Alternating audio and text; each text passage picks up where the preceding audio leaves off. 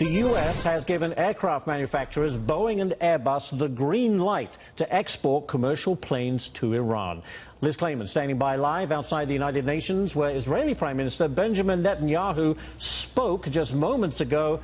Tensions running a little high at the UN, right, Liz?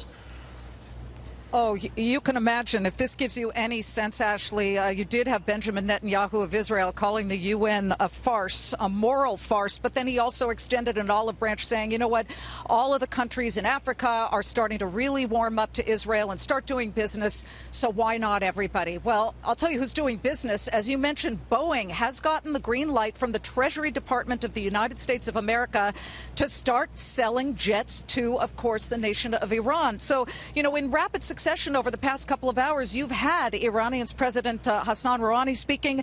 You've had the Palestinian Authority President Mahmoud Abbas, and Israeli Prime Minister Benjamin Netanyahu, all trying to get their side of what they feel is global security across the planet. Now, it has been very, very tense at the moment because you have just a couple of blocks away a lot of the Iranian, anti-Iranian and Rouhani demonstrators basically saying, you know what, this is an administration, the Rouhani administration, that kills lots and lots of innocent Iranians. So they have been protesting since last Monday when the General Assembly began. Now, it appears, though, that we have all of this happening at a time where Iran came out today at the United Nations behind me, and he's emboldened by one thing, the fact that Boeing is able to now sell it jets. They say, oh, we need the commercial jets.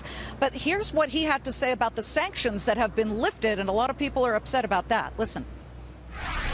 Only 8 months after the removal of the cruel nuclear-related sanctions, the economy of Iran, as the most secure and most profitable investment destination in the region, is showing clear improvement.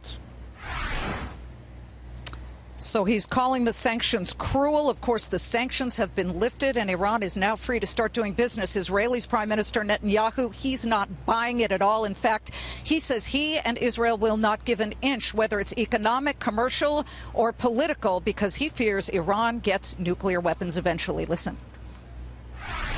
With the nuclear constraints on Iran 1 year closer to being removed, let me be clear. Israel will not allow the terrorist regime in Iran to develop nuclear weapons. Not now, not in a decade, not ever.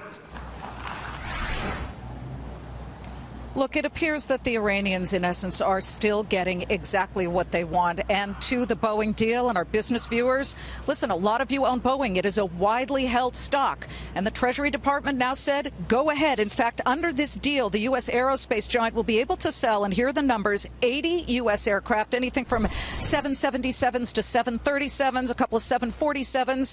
Total list price of the deal, $17.6 billion, deliveries beginning in 2017. We picked up the phone. Fox Business called Boeing. Boeing told us in a statement, quote, we applied for a U.S. government license that would allow us to complete the sales anticipated. We have received that license and remain in talks with Iran. Boeing's not doing anything wrong. They're just going for what they believe are future profits and selling to other nations. So here's the problem. And you're going to hear this from members of Congress who are furious about this. Iran has used passenger jets in the past to move weapons and troops and all kinds of missiles to different hotspots in the Middle East. Specifically, we're talking about Hezbollah. You've seen all of that. And Hamas. And then just yesterday, 24 hours ago, Iran held a parade in Tehran. The Revolutionary Guard paraded a lot of the military weaponry that they have. And in it, you heard Iranians chanting, death to America, death to Israel. That's pretty common. They usually do that. But it didn't stop there. Take a look at what they painted on the weaponry.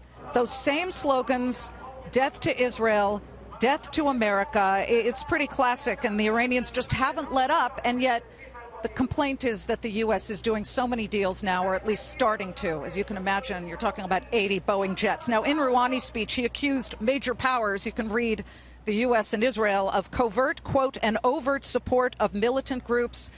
But of course, it's been traced to Iran that they support militant groups. In the meantime, Netanyahu's very frustrated, but he got up with some positivity. However, he did not miss, Ashley, the opportunity to simply say that the United Nations behind me has 20 resolutions against Israel and just 3 against all the other nations on planet Earth. Yeah. 20 versus 3.